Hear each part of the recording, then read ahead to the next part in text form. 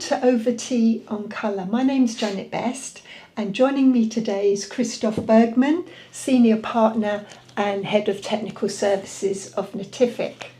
Today we're going to be concentrating on certification and colour training, a really important area to make our colour management processes work well in a global environment. And we're going to explore how brands today are using training and certification as part of their long-term strategy for success. So we'll be covering SOPs, various types of training and certification and what they all mean and what they are.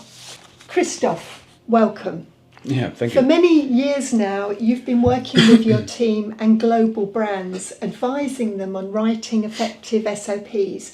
Can you share with us the positive effects that having a good SOP has on the way that brands manage their colour in a global supply chain? Yes, it has a very positive effect, especially with regards to the color process that we are talking about, because every brand has a little bit of a different requirements. So in an SOP, basically all the things that are important for the assessment and examination of colors are fixed. So illuminant types and the tolerances, most importantly, but also on how the samples should be conditioned and so on and set forth. So in order to receive measurement results from color that are comparable across the globe, it's good to have these SOPs well defined, well set up, and also well proven that they really work for the individual brand and also for the supplier. So it's really good to have that in place, because that really helps to instruct the supplier on how they should assess the color in specific, and of course it's good for the suppliers to get the SOP so it's very clear on how they can train their personnel and the colorists in the dye house and in every stage where color is assessed. Okay, so that's great. So an SOP. So Christoph, an SOP, standard operating procedure, is a document that needs to be adhered to at every stage in the colour management supply chain. So from the brand's head office right through to the mill, and also will impact on maybe the quality offices as well. But I think one thing I'd like to discuss with you a little bit more is a standard operating procedure and an SOP document, though very valuable, it's not training. No, certainly not. It's not training. So what training is essential as part of a really good visual colour supply chain way of working? Yeah, you're right. An SOP is not training. Yeah? So an SOP is the foundation. It's a solid foundation of telling people what has to be done, what has to be followed, what are the procedures that are to be followed. And the training is the part on training the people and making them work and making them execute this. And our certification team always tries to teach people the reason. Why is it important to do this? Why is it important to do the proper conditioning at the same temperature? Why is it important to understand the color terminology? Why is it important that a textile has a certain size? So it is really super critical that people know on how to execute this SOP in their environment and understand what is to be done. So key parts of a visual certifications are understand the equipment, so that the light box, what is the light box doing, how is this equipped, how to do the maintenance of the light box, keep it empty, keep it tidy, removing the dust, but also like conditioning of the samples. Why is conditioning important? We also do the vision test of each colorist. It's important for colorists to be not colorblind, of course, and that's something that we detect with the systems on where are we, or where is the colorist, where the vision, or does maybe someone need a little bit more training. So that's basically, these are all the aspects that we cover in So it's, the visual certification. so what seems to be quite simple is actually quite complex. There's a lot. There's a strategy to it, but there's a lot to it. So firstly, key elements. Colour vision, we've got to make sure the colourists are seen to the industry standard.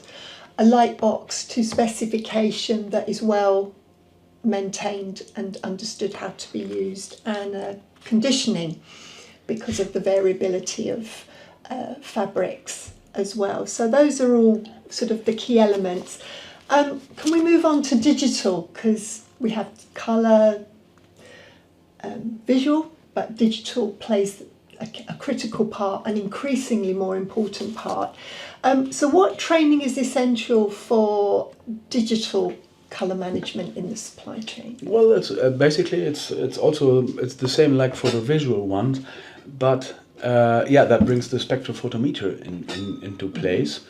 People have to be able to understand what's important when I work with the spectrophotometer. How does the spectrophotometer work? How does it generate the results? Why is it important to keep the sphere clean?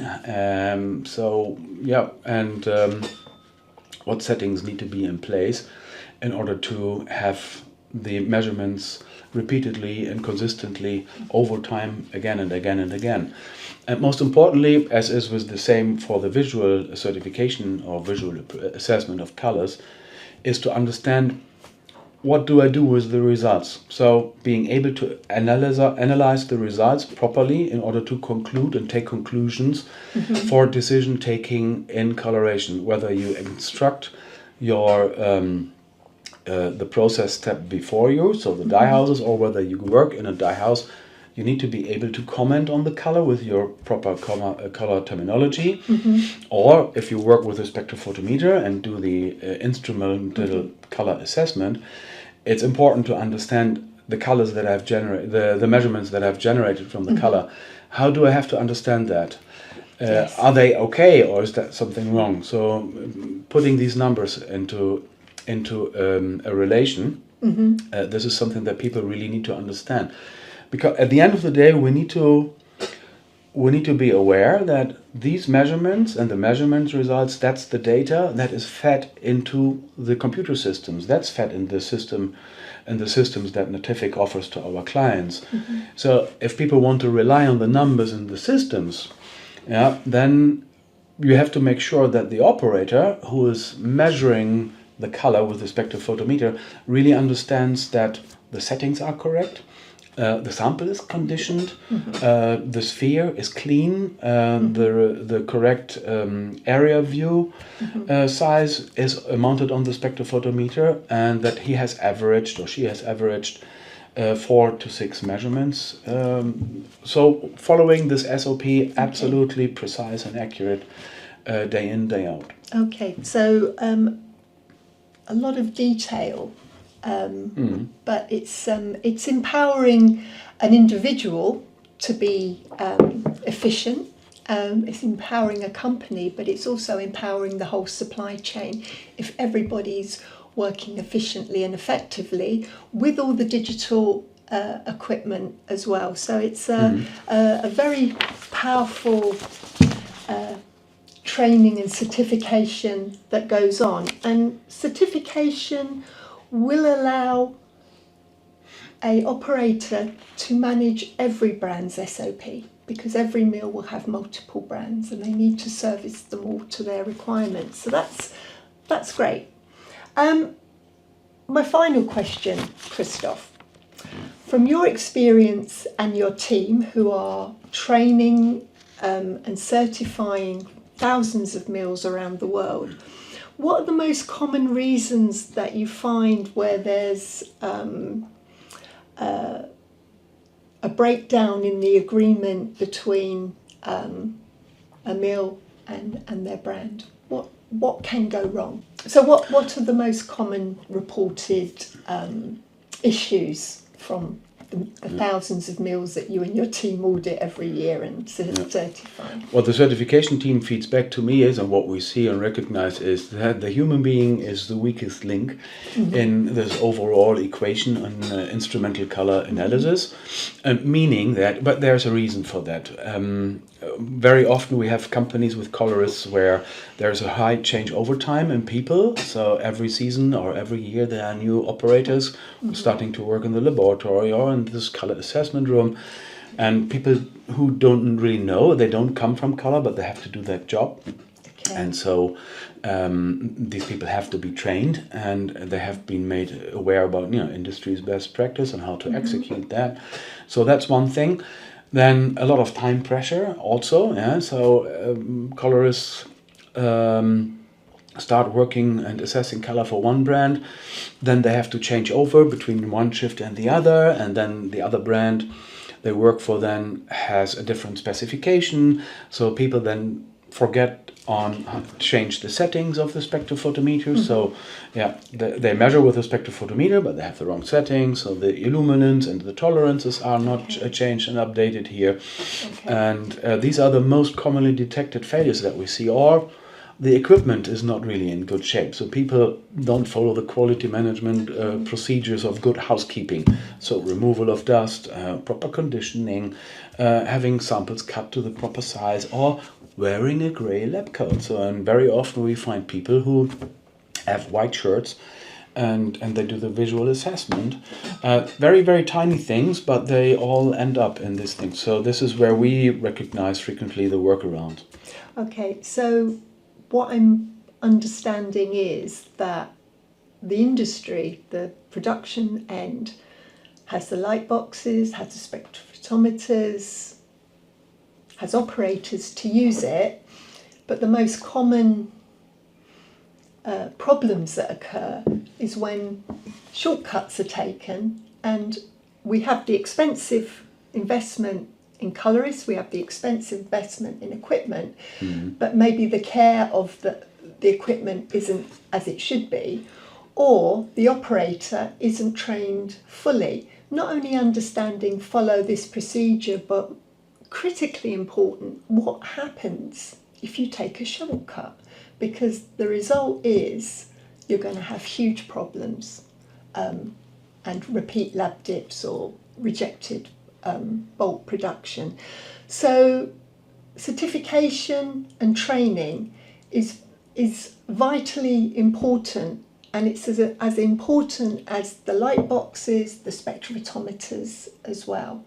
And it's the part that links the whole supply chain together. So and of course the SO, standard operating procedure, has to be there as well and fully meet the brand's requirements.